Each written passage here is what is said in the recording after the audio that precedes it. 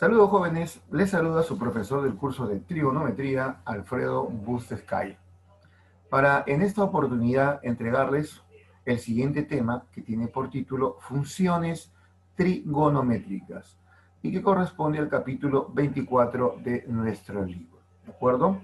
Bueno, lo primero que tenemos que tener aquí en cuenta es que en la parte de funciones trigonométricas no es otra cosa que lo que hemos estudiado, ustedes han estudiado en su curso de álgebra en funciones. ¿Por qué? Porque para nosotros también una función trigonométrica es el conjunto formado por pares ordenados de números reales de la forma x, y. Así es, aquí también hay pares ordenados de la forma x, y, en los cuales la primera componente, o sea, el valor de x, nos representa el valor del arco o el ángulo. Es decir, x representa la medida del arco o del ángulo. Y la segunda componente, y, es el valor de alguna razón trigonométrica de dicho ángulo o arco x. Y la notación es la siguiente. Y es igual a la razón trigonométrica de x. Ahí está.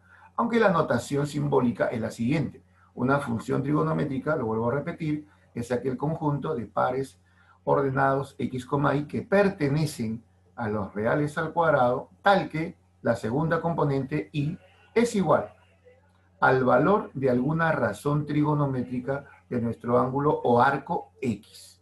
Ahí está. Bien, a continuación veamos esta observación que es muy importante.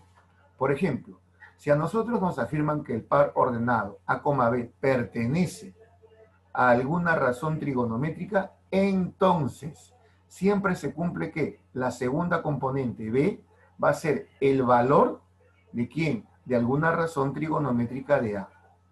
Repito, si a nosotros nos informan que el par ordenado A, B pertenece a una función trigonométrica, entonces se debe de cumplir que la segunda componente, en este caso B, tiene que ser igual al valor de la razón trigonométrica de ¿quién?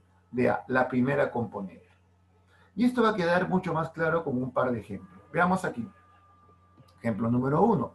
Dice, calcule M si el par ordenado pi sextos punto coma 2m menos 1 pertenece a la función seno.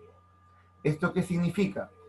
Si el par ordenado pi sextos punto coma 2m menos 1 pertenece a la función seno, entonces la segunda componente, campeones, obligatoriamente 2m menos 1 tiene que ser igual al seno de ¿quién? Del ángulo o el arco, que en este caso es pi sextos. Pero recuerda que el seno de pi sextos no es otra cosa que el seno de 30 grados. ¿Y eso cuánto vale? 1/2. Lo que significa que en este caso 2m menos 1 es igual a 1/2.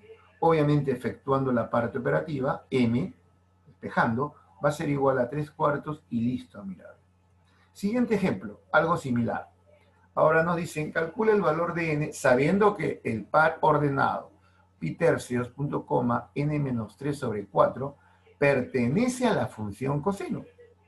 Campeones, ¿qué significa?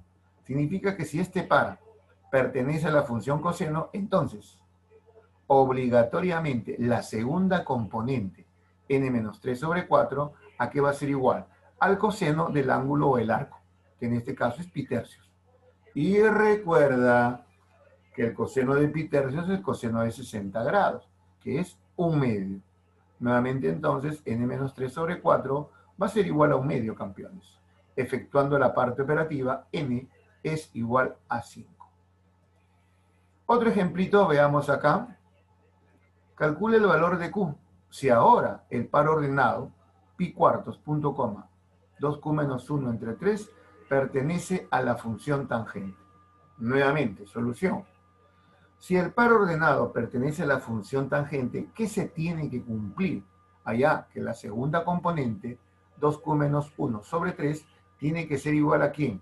A la tangente del ángulo o el arco, que es pi cuartos. Y recuerda que la tangente de pi cuartos es 1.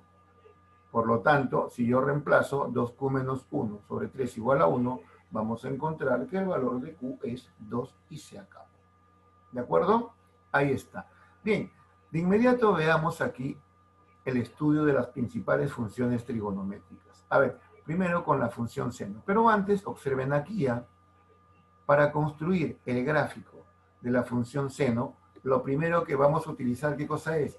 El sistema de coordenadas rectangulares X, Y, donde el eje horizontal, el eje de abscisas, me va a representar a todos los valores que tome el ángulo del arco X. En este caso estamos trabajando con los ángulos cuadrantales. Recuerden, seno de 0 es 0, seno de pi medio es 1, seno de pi es 0, seno de 3 pi medio menos 1 y el seno de 2 pi es 0. Con estos valores, es decir, con estos pares ordenados, vamos a construir la gráfica de la función seno, conocida como el senoide. Vean aquí, lo que hacemos es simplemente ubicar los pares ordenados.